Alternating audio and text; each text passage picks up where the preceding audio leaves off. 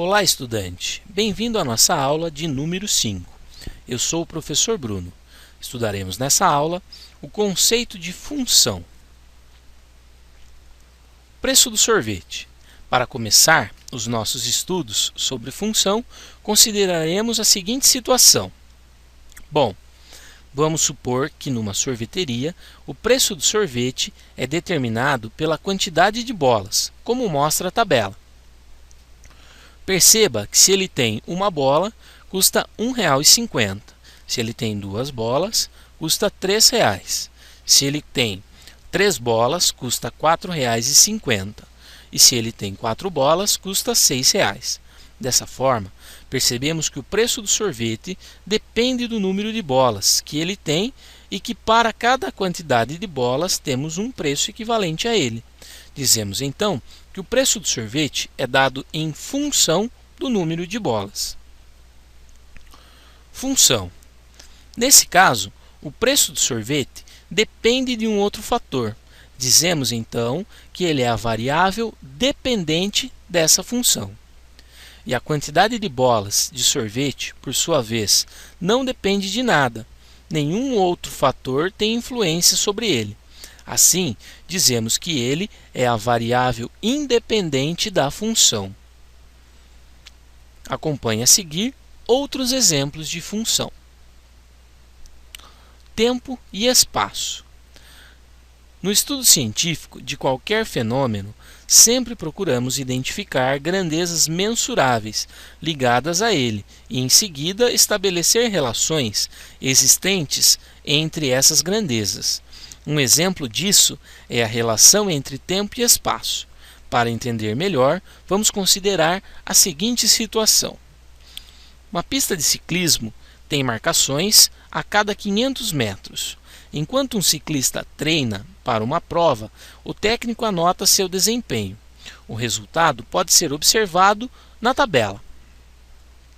Perceba que a cada instante x corresponde uma única distância y. Dizemos então que a distância é função do instante. A fórmula que relaciona y com x é y igual a 500 vezes x, pois percebemos que a cada minuto ele percorre 500 metros. Nesse caso, x é a variável independente e y é a variável dependente. Passageiros e preço da passagem. Para fretar um ônibus de excursão com 40 lugares, paga-se ao todo R$ 360.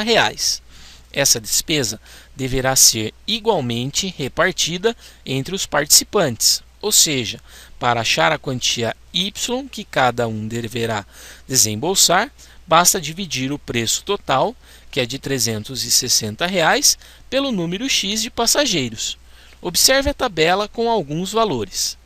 Para 4 passageiros, a passagem sairia por R$ 90. Para 12 passageiros, por R$ 30. Para 15 passageiros, por R$ 24 e assim sucessivamente. A fórmula que relaciona y com x nesse caso é y igual a 360 dividido por x. Nesse caso, temos também que x é a variável independente e y é a variável dependente. Noção de função como relação entre conjuntos. Voltando à situação do sorvete, podemos escrevê-la como uma relação entre dois conjuntos. O primeiro conjunto, que é o do número de bolas do sorvete, chamamos de A. E o segundo conjunto, que é o preço do sorvete, chamamos de B. Percebemos que para cada elemento de A existe um único correspondente em B e que todos os elementos de A têm um correspondente em B. Essas duas propriedades caracterizam uma função de A em B e denotamos isso como f de A em B.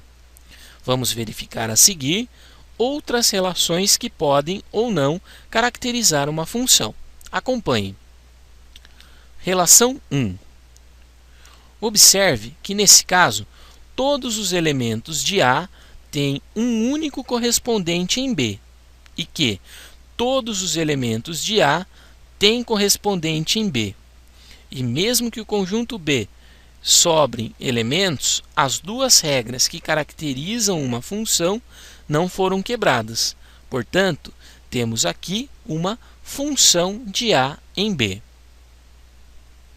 Relação 2. Observe que nessa relação existe um elemento do conjunto A, o número -1, que não tem correspondente em B. Então, não temos uma função de A em B, nesse caso, pois esse fato quebra uma das regras que caracteriza uma função, que é a de que todo elemento de A deve ter um correspondente em B. Relação 3. Observe que um mesmo elemento do conjunto A, o número 0, tem mais de um correspondente em B. Assim, também nesse caso, não temos uma função de A em B, pois esse fato quebra uma das regras que caracteriza uma função, que é a de que cada elemento de A deve ter um único correspondente em B. Domínio, contradomínio e imagem de uma função. Para continuarmos nossos estudos sobre função, é importante entendermos os conceitos de domínio, contradomínio e imagem de uma função. Na função indicada, temos que o conjunto A, que contém as variáveis independentes, é chamado de domínio da função. E o conjunto B, que contém as variáveis dependentes, é chamado de contradomínio da função. Observe ainda que alguns elementos de B não estão associados a nenhum elemento de A. Todos os elementos de B que estão relacionados com um elemento de A formam um subconjunto, que chamamos de imagem da função. Notação. Para denotarmos o domínio de uma função f de A em B, usamos a seguinte expressão: domínio de f igual ao conjunto A. Para denotarmos o contradomínio dessa função, usamos a seguinte expressão e lemos: contradomínio da função f igual ao conjunto B.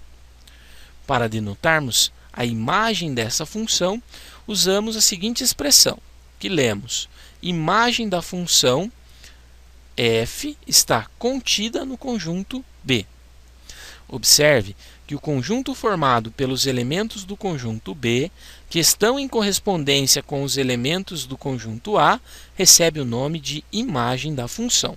Acompanhe a seguir dois exemplos de função, onde vamos identificar o domínio, o contradomínio e a imagem.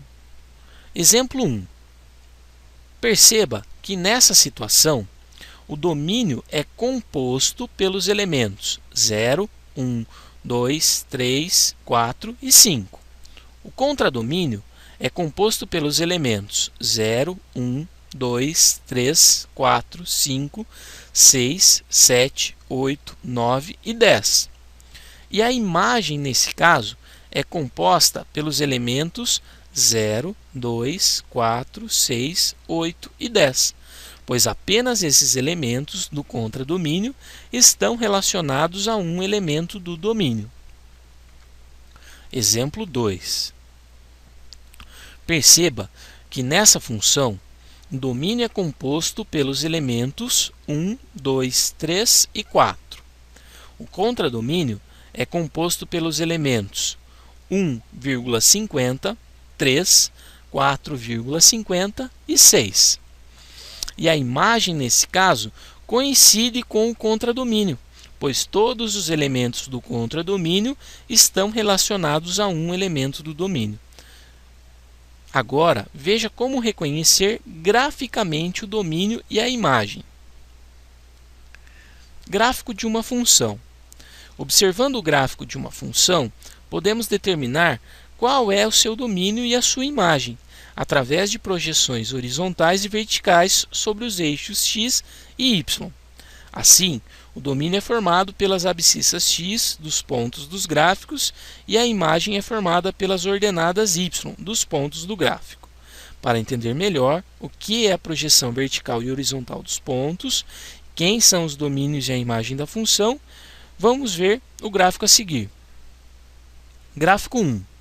No gráfico 1, temos as projeções verticais de cada elemento da função sobre o eixo x, caracterizando assim o domínio da função.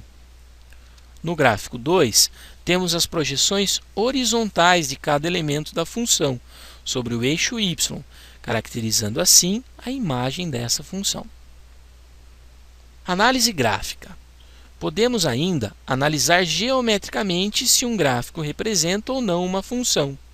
Para isso, traçamos retas paralelas ao eixo y e observamos se elas interceptam o gráfico em um ou mais pontos.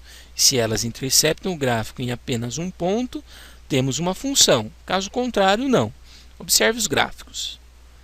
Temos o gráfico 1, representa uma função.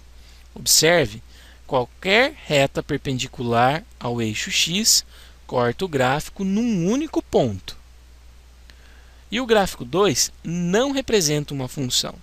Observe que existem retas perpendiculares ao eixo x que cortam o gráfico em mais de um ponto. Para finalizarmos, faremos 2 exercícios. Exercício 1. Verifique se a relação a seguir representa ou não uma função. Justifique sua resposta. Perceba que no conjunto A, o elemento 2 se relaciona com 8 e menos 8 no conjunto B. Portanto, essa não é uma função. Exercício 2. Verifique se o gráfico a seguir representa ou não uma função. Justifique sua resposta. Perceba que, traçando uma reta paralela ao eixo y, que passe pelo ponto 5 no eixo x, esse tem duas imagens, o 1 e o 4. Portanto, essa relação não caracteriza uma função. Encerramos aqui a nossa aula sobre função e espero que tenham gostado. Até a próxima!